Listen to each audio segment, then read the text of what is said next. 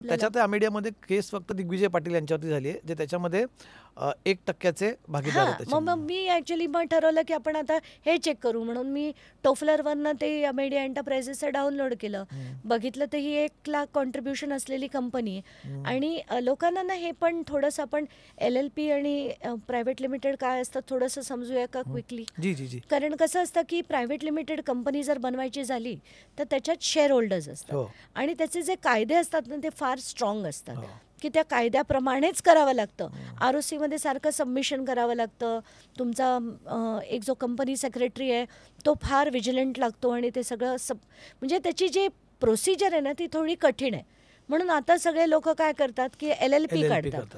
तर LLP म्हणजे काय, लिमिटेड लायबिलिटी पार्टनरशिप. तर लिमिटेड लायबिलिटी पार्टनरशिप ह्याच्यात ही कंपनी सोडून जर आर्थिक प्रॉब्लेम असेल तर इतर ठिकाणी त्यांची लायबिलिटी लिमिटेड आहे. ठीक आहे, पण ही करण्याचं प्रोसिजर खूप सोपं आहे. म्हणजे 2 माणसं करू शकतात. म्हणून ह्या लोकांनी हे पटकन करण्यासाठी ही 2 माणसं घेतली. कोण आहे त्याच्यात? पार्थ पवार, ज्याचे 99,000 रुपये 1,00,000पैकी आणि 1,000 रुपये हे दिग्विजय पाटलांचे. दिग्विजय अमरसिंग पाटील मला जी वाटतं. जी दिग्विजय अमरसिंग तर पाटील. हां, तर ते त्यांचे फक्त 1,000 रुपये म्हणजे 99% stake in the company belongs to Parth.